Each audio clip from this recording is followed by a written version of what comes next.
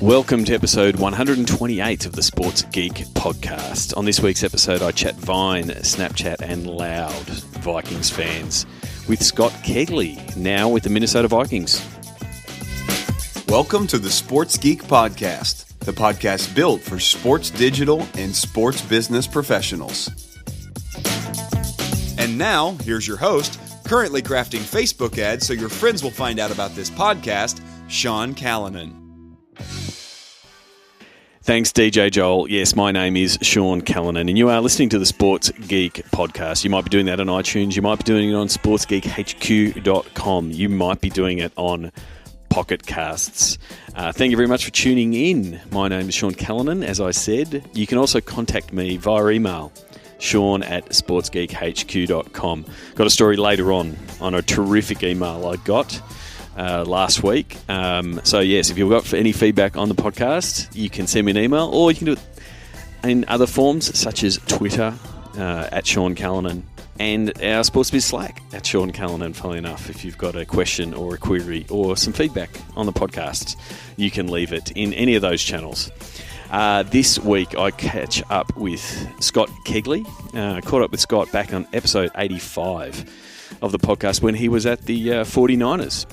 He is now at the Minnesota Vikings, so we talked to him about the transition from San Francisco to Minnesota, some of the things that he's learned, how the team has transformed and changed in his time there, starting last season, right before week one. Talk about a baptism of fire.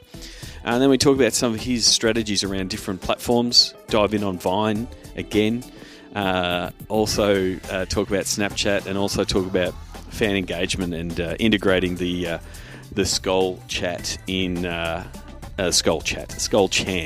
US Bank Stadium, and how it's very hard to integrate new concepts and new traditions in stadiums. So here is my chat with Scott Kegley from the Minnesota Vikings.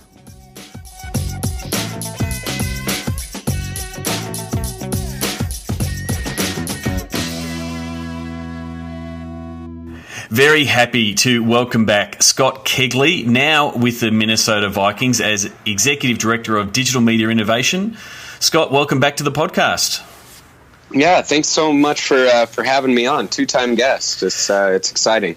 Yes, so people who have listened to the podcast before, episode 85, I caught up with you at Levi Stadium when I was in San Francisco prior to SEAT that year. You are now at the Vikings. Tell us a little bit about that, I guess, the transition and I guess the differences coming from the 49ers to the Vikings. What have been some of the things you've learned early on at the Vikings? Yeah, well, I started with the Vikings last year. Week one actually was my first week here in Minnesota, and we actually flew back out to San Francisco to play the 49ers on Monday Night Football. So it was about the weirdest transition you could possibly have. But did you go into the wrong locker room? It's almost like you would have taken a wrong turn. Yeah, I told him I wasn't going to give my credential back. That way I could just get in anywhere in the stadium that I wanted to go.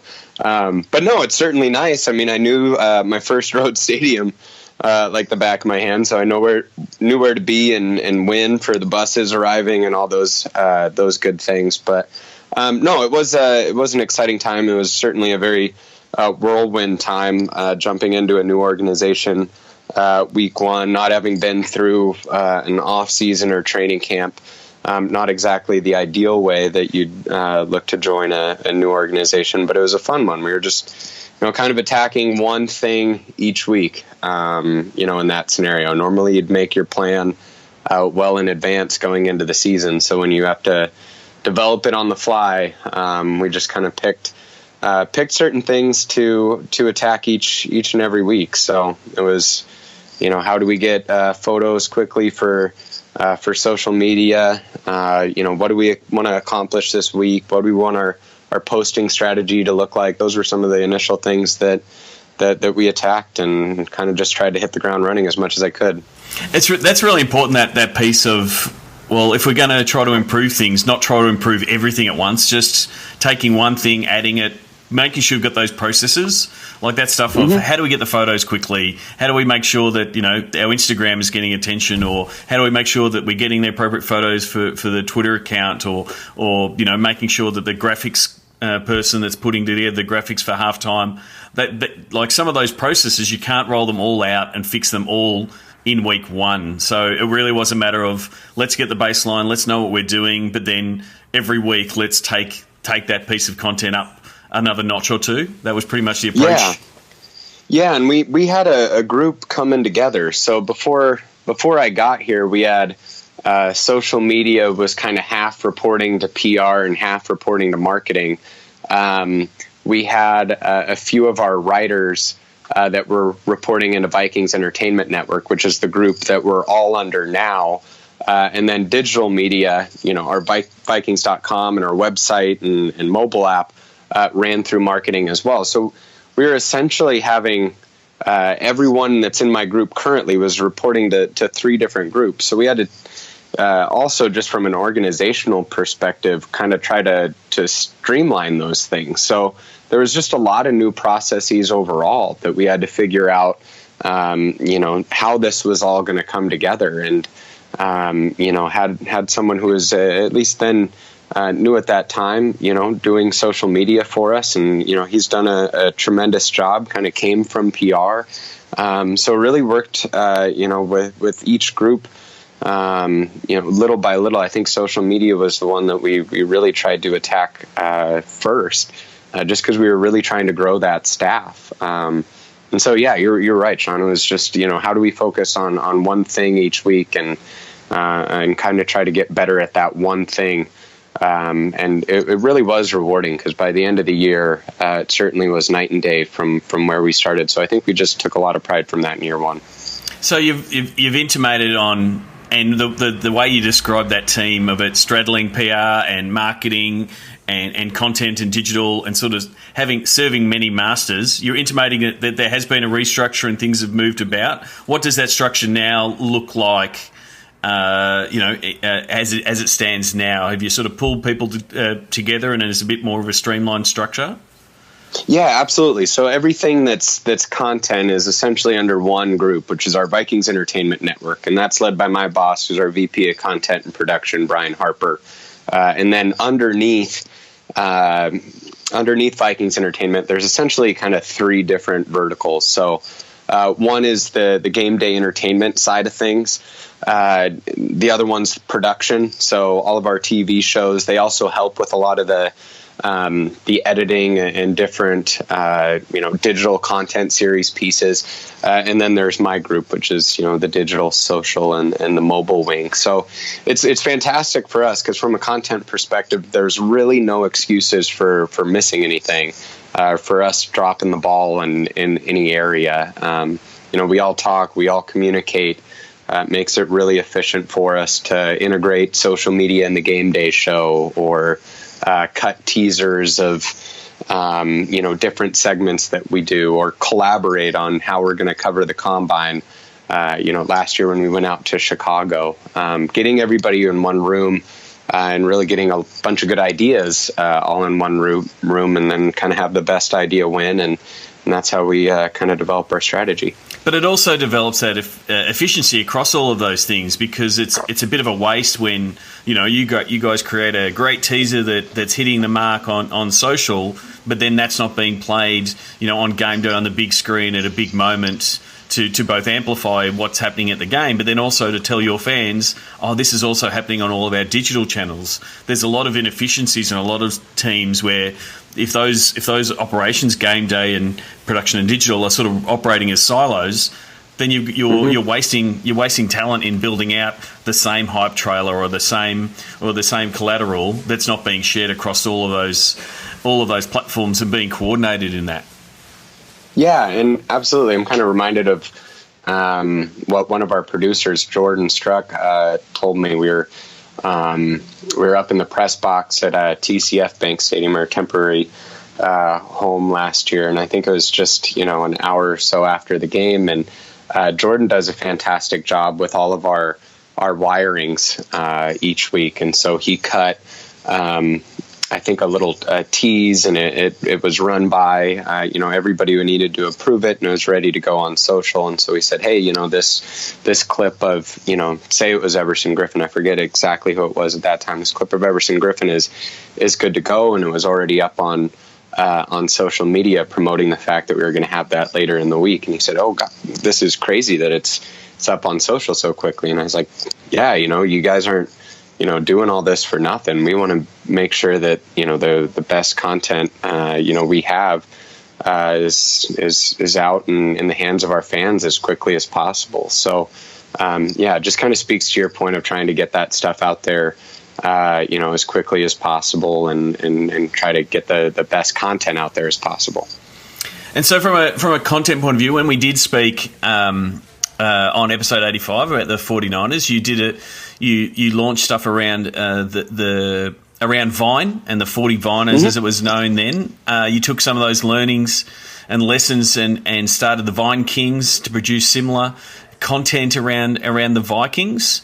First of all, how has that been received by Vikings fans? But then also, I want you to sort of I've had a few people who have listened to that first episode say, Sean, you didn't ask and you didn't deep dive on the how they go about it. So tell us a little bit about how it's received, and also the fact that you're pushing it out on multiple platforms, not just Vine. But then take us through a little bit of the production side of it and how you go about building out some of those videos.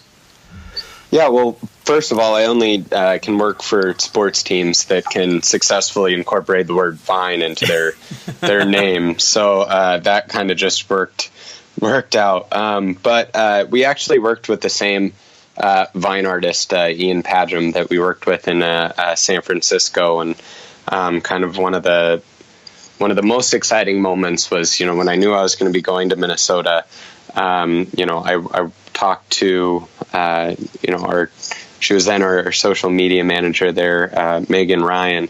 And I said, hey, we play week 1. Let's try to come up with a fun way to kind of do a Vine back and forth. So we were able to kind of do a claymation sequence, kind of a 4-part series where, the Viking mascot would beat Sourdough Sam and, kind of trade barbs and ultimately say tune in, for Monday Night Football. So that was kind of a fun way to kick off the program. And then we've been doing it weekly since preseason this year. And it's been really well received. I think that, in general, it stands out from the other content that you see across all your platforms. And certainly, there's great content, whether it's wirings or, there's lots of other teams that produce really good stuff and do a really good job on social media. I think, though, that the thing that I like about Vine Kings and what we've been able to do there is it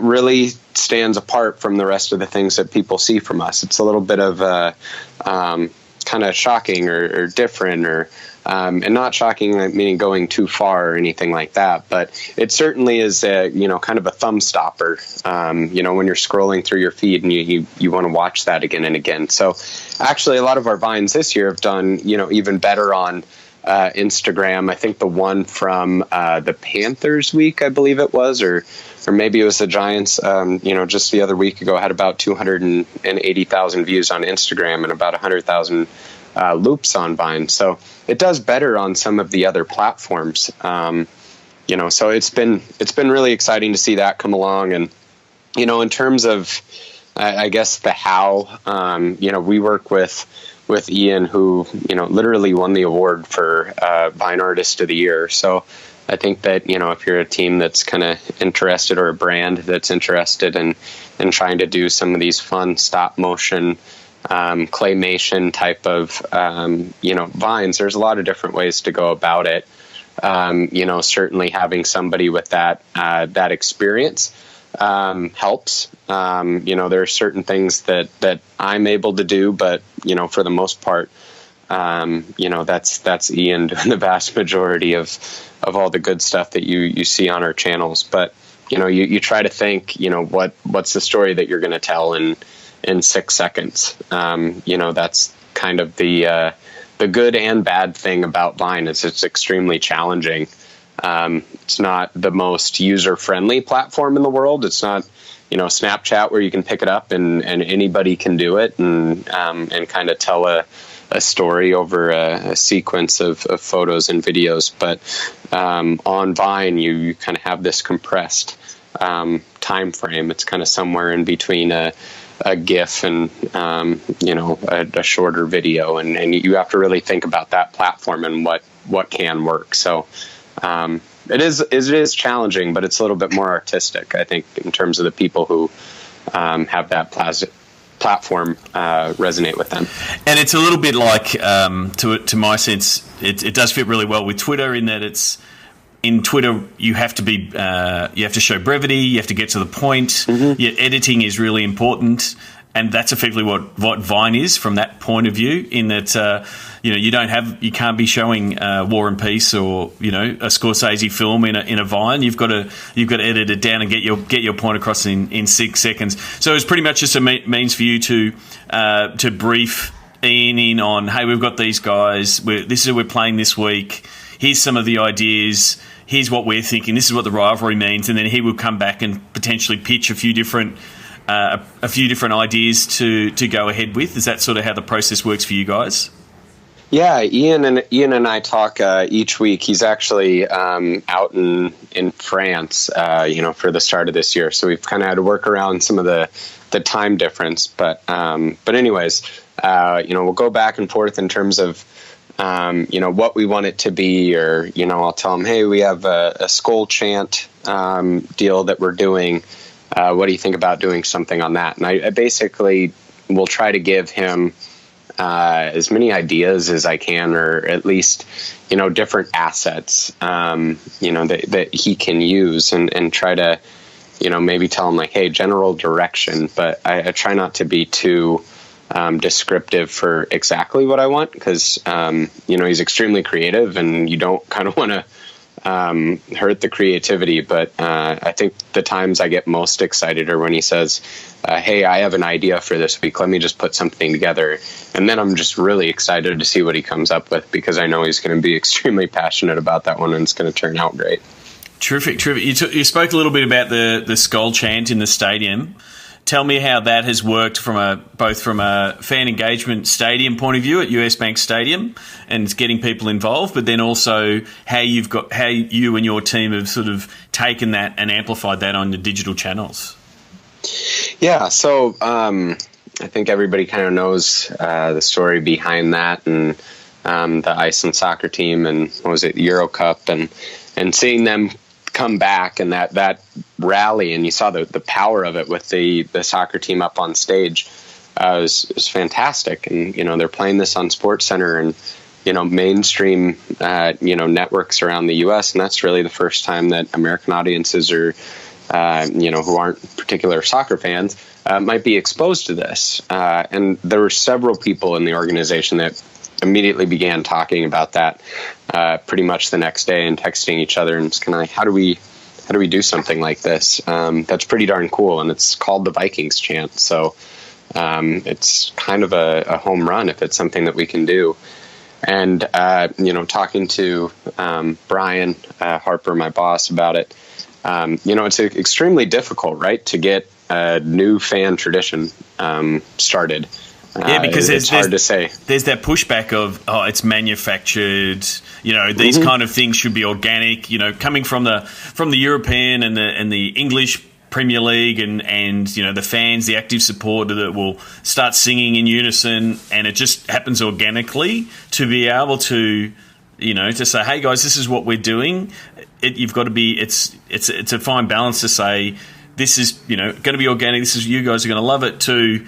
It's manufactured sausage factory kind of fan engagement, and scoreboard driven. So how was that, I guess, the idea of it introduced? How did you sort of educate the fans to say, this is what we want to do, this is how our game day is going to operate? It's going to be, you are going to be a big part of it, because it's an education process as much as anything else, isn't it? Yeah, you want to let them know the story behind it. You want to make it feel authentic, and you also want to give them a little bit of an instruction so they know what the heck to do. But people buy into these things because it's cool, because their friends are doing it, because they've, seen something on Facebook. Like, it's incredibly difficult. You look at some of the teams, and we're one of them that has a touchdown song. Those were developed decades ago. And if you look at, take Fly Eagles Fly, like, maybe one of the most, famous ones from an NFL team, that chant probably isn't cool by today's standards if it was introduced in 2016, but it has decades of being, authentically integrated into their franchise. So it's like, how are we going to do this with this brand new chant? So Brian and then Greg Bostrom, who's our director of entertainment, they worked with the Iceland soccer team and Thor Bjornsson, who plays the Mountain in Game of Thrones. It was kind of one of their Iceland's most famous, actors. So to work with them, they actually gifted the chant to us. So it wasn't us just taking this and turning it around. It was them honestly kind of becoming Vikings fans when we said, hey, we want to do this, and this is awesome. They got behind it, and anything you guys need. So they actually filmed some of the teasers that we used, and we came up with a plan to do. I think it ended up being about a 4-part series where we kind of introduced. It was the Mountain from Game of Thrones first, and then it was Aaron Gunnarsson, the captain of the Iceland soccer team, the next, and then it was kind of both together, and then we had one the morning of the game that was ultimately going to run in stadium. So. That's kind of how we tried to get the word out about it. And, the first time that I knew that it was probably going to be successful was when that Friday before, the Sunday game, I went to my wife's parents' house, which is, about 30 minutes from here. She's from Minneapolis area originally. And her dad, my father-in-law, showing me a clip on Facebook of the teaser that we posted that day. And he said, Scott, have you seen this? Like, this is crazy that the Vikings are going to do this. Like, this is gonna work. And I looked at him and I said, Jerry, do you know what I do? Do you know what I do for a living? Like, obviously not. Yeah, I'm 100% in on this. I know that this is a thing, but he's been a Vikings fan for pretty much his whole life, and when you see that, I'm like, this is our target demographic right here. And by doing some of these things and targeting people, even boosting some of those things on Facebook to people who are going to the game, and email addresses that we have of people who are going to be ticket buyers, like, this is a great way that we can get this messaging out in front of them to the 67,000 fans who are actually going to be at the game and get this thing to take off. So that was kind of maybe a longer story than needed, but in terms of how we tried to get that started. But it's not. I mean, I think it does illustrate if, like, there's a lot of people that try to roll out an activation or something in stadium, and it's one swing of the bat, and they tried to take it from football to baseball and try to hit the home run with that one swing. When really it is a 4-part series. There is an email component. It is something that you have to put out in your media. I'm sure your media team was telling the local news outlets about it and all those kind of things. And it is tapping into popular culture and things like that. In pulling in Game of Thrones. It's only the hottest show on television, and everyone it's a way to reference that as well. So it is it is a bigger piece, and not just we're doing it this week, can you put out a Facebook post and a tweet, because that's going to, there's every chance that that's going to be missed. So you've got to have a few jabs at your fans, your audience, to make sure that they find out about it. Otherwise, it'll just be one hit, and then people will go, oh, it won't work. Then the other thing is you've got to be consistent on it. I mean, early on, and I still think it's pretty consistent now. It normally takes fans about 4 or 5 weeks to figure out that you're actually doing something consistently, and you want them to do it. And so, if you're always putting out like you're doing with Vikings, you're always putting out something pre-game, and now they know about it, they wait for it, they're looking for it, they're looking to share it. You have to be consistent in 3 or 4 weeks to be able to go back to your fans to say, yes, we're going to keep doing this because you like it, and we want you to join in. Was it a little bit of that? Like week 1, there was really, there was good adoption, but then by week 3 or 4 or 5, it was like all in. Everyone was all in. The crowd mentality. Once the majority of the crowd's in, the whole crowd's in. Yeah, it's interesting to see. I think the next phase for it is really going to be to have it take off and kind of live on its own, where fans are just doing this instinctively themselves, and they actually were before the Houston Texans game just the other day. We have a game day live, pregame, show that we shoot, and there were some fans that were standing around in the background of the show that were doing the drum beat and then hitting it twice and then the one clap, and it was just a small group of fans, but it was really cool to see them trying to do that organically. But yeah, the first time that we did it, Green Bay game, it was kind of I'd give the fans in attendance, about a B level in term. We were like, okay, that actually was pretty good, and kind of surprised us that it actually was that good right from the get go.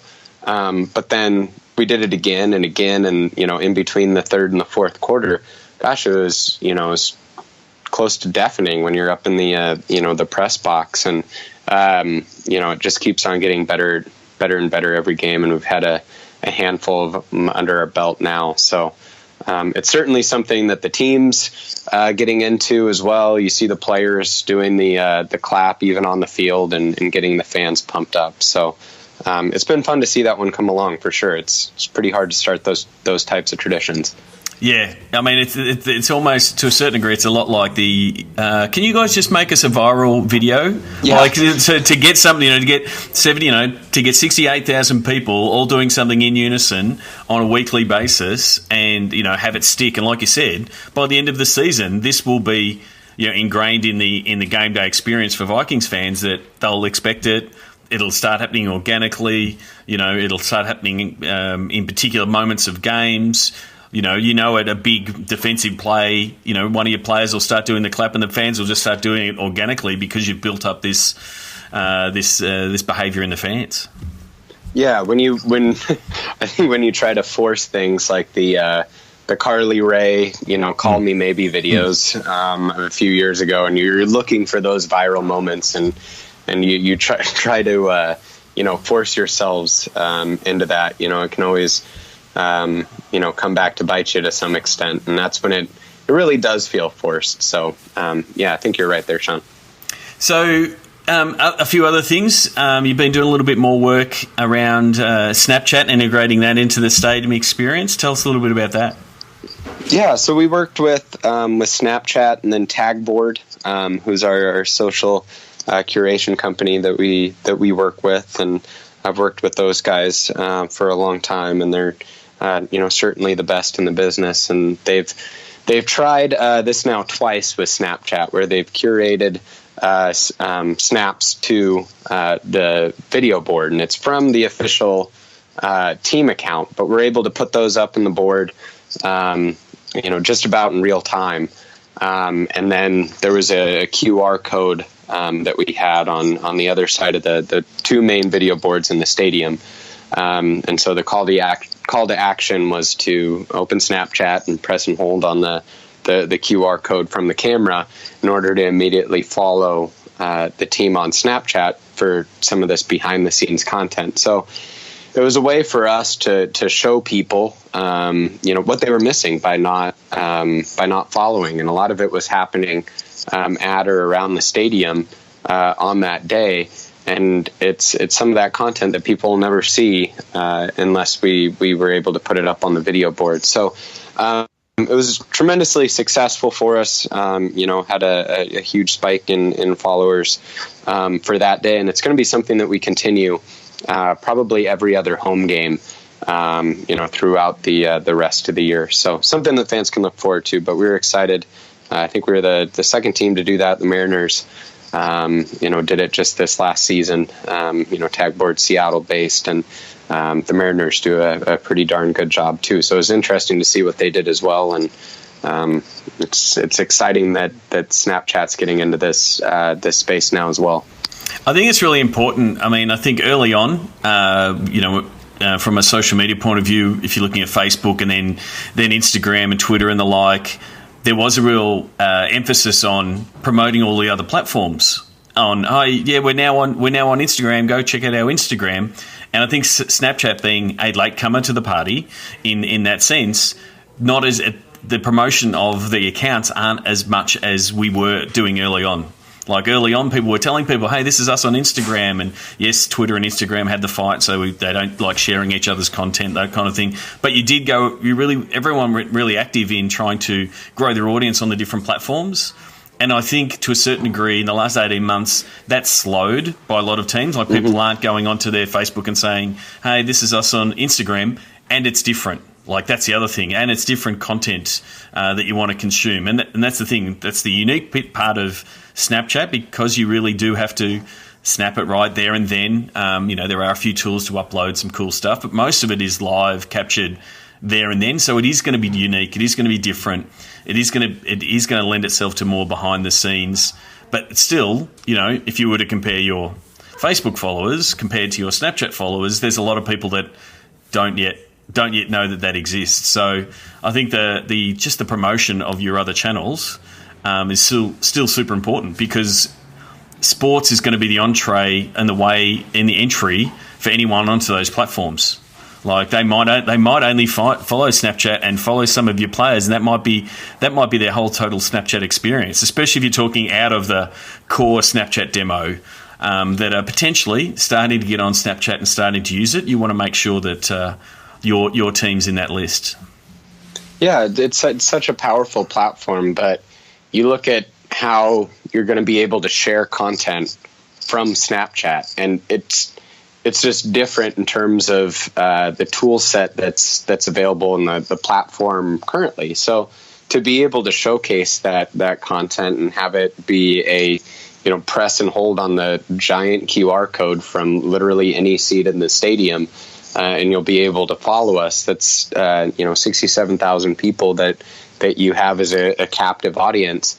Who might not have even known, or maybe had trouble searching for you and finding your content, or, how they're finding out about it, maybe just from their friend. Oh, I follow the Vikings and this was pretty cool, and I saw this in my feed today. Okay, well, what's their name on Snapchat? Okay, and you're able to, type in Vikings and find us. But it is difficult, and that promotional element is just... you have to think about it a little bit more and try to get a little bit more creative. And this is one of those ways that, Tagboard and Snapchat kind of came up with this, partnership to where they can be creative and do just that. And the other thing is you're looking to do something new and different on your Instagram, especially around your road game strategy. What are you looking to do there? Yeah, so like each platform, we kind of treat each one a little bit differently, and so it was kind of one of the things that I'd thought about starting for a little while, and we came up with the concept of this Vikings Instagram group, which we actually started for a Thursday night game last year, and then that was basically it for the rest of the season, just because it was towards the end of the year. The only other road game that we played, was at Green Bay. So we started it up this year, and we've been doing it every week, where we work with a local photographer on the road. So worked with some folks, and in Carolina was a great one, in Nashville, and up in Seattle. So it was fun to work with local artists this year, to where we actually send them a Vikings helmet in the mail, and then that week they go around to some of the different iconic places around the city, or just places that they personally think are cool. In Carolina, our photographer kind of lived on out in the country a little bit, so we had some more kind of country themed shots. But it's interesting to see how each person takes exactly the same concept and does something different with it, and it speaks to their style, what they enjoy about photography, what they enjoy about the Instagram platform, and you're able to kind of see that week over week. And each week we get something, a little bit new. And then, I'll send links, to the photographers that are up next in terms of, what people have done in the past. And so they'll look at it and they'll get some ideas, and then they'll do something a little bit different off of that, and kind of, it's just different iterations of the same concept, which is really interesting. And I think that's really the power of Instagram specifically. I think that's the type of content that does particularly well on that platform. It's something that we were able to, even get a sponsor for this year in Prime Sport. So, and work in, I think, pretty seamlessly to the program and to the logo. So, something that we're excited about and excited to continue doing the rest of the year. And the good thing is it does make sure it sort of challenges what you're thinking of what Instagram is, and because you're seeing it from that fan point of view and from other photographers, other artists' point of view, to say, well, we're not always going to go with this. The sports photography business has been in business for near on 100 years. But Instagram does have its own, I guess, lens to that thing. So bringing in other photographers does give a bit more broadness to the appeal of your account, doesn't it? Yeah, and we've found all these photographers through Instagram as well, and looking through the Instagram communities within the different cities. We found our Phoenix photographer for the Arizona game, and I think it's at Phoenix IGers, is the handle, and they have several people contribute to that, and you find somebody with a style that you think will work pretty well, and we contact them in a lot of cases through Instagram if they don't have a website, and then we're on the phone with them a little bit after that, hashing through the details. But it does it does kind of play towards even we'd like people to follow us on Instagram, even if they don't necessarily, even if they're not necessarily fans of the team, from the get-go, just because they like what we're doing on the platform. And so I think that's a little bit different of a strategy maybe than, some other people might have. But I think, and that was the case with the 40 Viners, and we hope that'll be the case with Vine Kings and some of this different type of content that appeals specifically to people who are fans of those platforms. Yeah, I mean, it's very much tapping into that, photographic essays side of things, which is what Instagram is, really. Yeah, absolutely. It's been really interesting too to, see the different styles and see that come to life. Each person adds something different, and at the end of the year, it's going to be really fun to look back at that kind of the best of album that we put together and see the helmet in different places and also highlighting some of the things that are pretty cool about the cities and across the country. Very, very, very much so. So I'm going to finish off with the Sports Geek closing five. Quick 5 questions just to wrap up the interview. Do you remember what was your first sports event that you ever attended?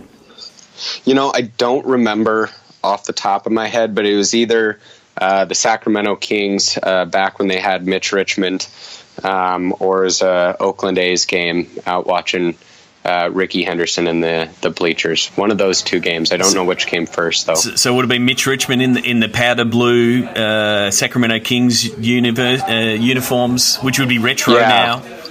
Mm-hmm. Yeah, the throwbacks, which were fantastic. But yeah, I grew up a huge Sacramento Kings fan. Grew up in Sacramento, so they were one of my favorite teams growing up for sure. And your favorite food that you've ever eaten at a sports event?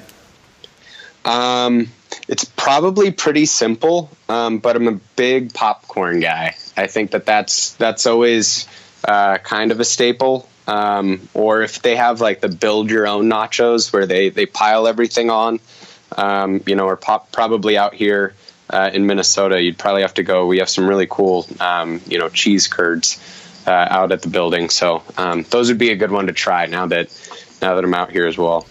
Terrific. And what's the first app that you open in the morning?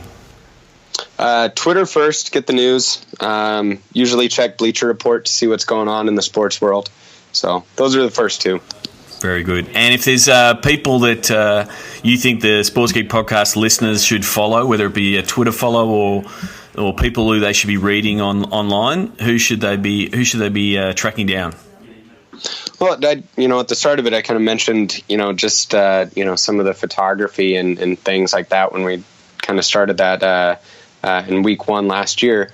But our two team photographers, I think, are absolutely fantastic. They're some of the best in all professional sports. So Andy Canutis and Zach Tarrant, we'll give them a shout out. It's at Vikings Photog and at BZT, Zeetee. And those guys do tremendous work, lots of behind the scenes, access, and they really provide all the great content too that's on our social channels visually. So they do a great job. So I'll give them some love there. Terrific. And so if you're Kevin Durant and you have to pick a social media platform that is the real MVP, what would be your social media MVP? It's hard to choose just one. I'd probably go Facebook. I just think that there's so many tools there, and the way that they've integrated with 360 photos and 360 video.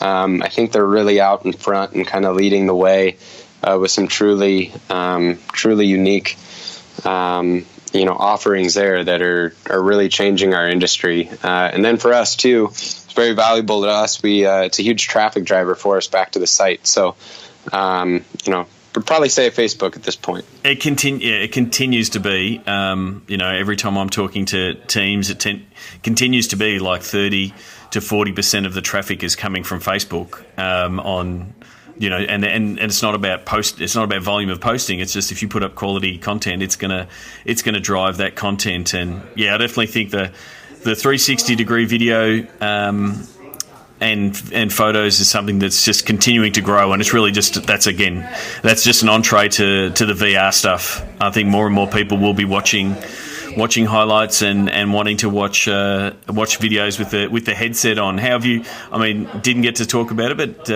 you did open it up. How have you found the fans reacting to your 360 degree videos and highlights around the stadium? Yeah, it's actually one of our travel folks, was talking to me yesterday at the game and just said, Scott, my wife was looking at Facebook the other day and she was just amazed because she could look at this video and she started moving her phone around and the screen moved with her, and he didn't know exactly the video that that he was referencing, but I told him a little bit about the technology and whatnot behind it. But it's really cool to have that reaction from fans, especially when they see it for the first time, because it is just so unique. And Facebook's platform lets you take it in the palm of your hand and view it on your mobile device, or view it on your desktop, or you can take that content and we've posted some of it on GoPro's site too, so you're able to look at that and Gear VR or what have you, and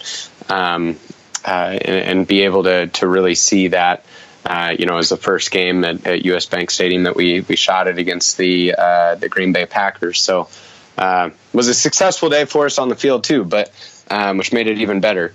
But it was really cool, to be able to take fans who, were out of state or weren't able to go to the game, but they could still go and they could still see or at least experience the atmosphere in the game. So big fan of that, and we'll see how that changes and kind of help shape what we do going forward. I definitely think that's going to be both a growth area and a pain point for teams going forward, because at the moment I don't want to say it's in the gimmick space, but it's new and shiny, and so people are drawn to it to go, oh wow, look at it. But then once we go past that, and like we got that early with, hey, here's the 360 degree photo, and now we're doing 360 degree video. Now people will want 360 degree video that actually tells them a story, that they can see, that kind of thing. Sort of similar to the documentary type of things. I think there's one on the next VR platform with a Conor McGregor fight where it effectively follows them around and those kind of things. And so that's only going to put more strain from a resourcing and point of view of you're going to have a video, a 360 video producer, and someone able to shoot it, edit it, put it together, tell that story in that environment. As people get more comfortable with putting on I'm putting on my headset, I'm going to watch, this interview or this documentary in this format. So that's going to be the next 12 to 18 months is going to be where some teams will really push ahead and really own that space, because I think it's something that Facebook's really pushing hard in. Yeah, absolutely, and they're doing a great job of it, and it's so fascinating to see the new tools and the new technologies in that space. It's incredible.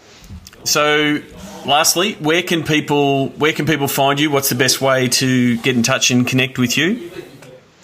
You can follow me at Scott Kegley on Twitter, at Scott Kegley on Instagram. Feel free to reach out, or you can find me on LinkedIn as well.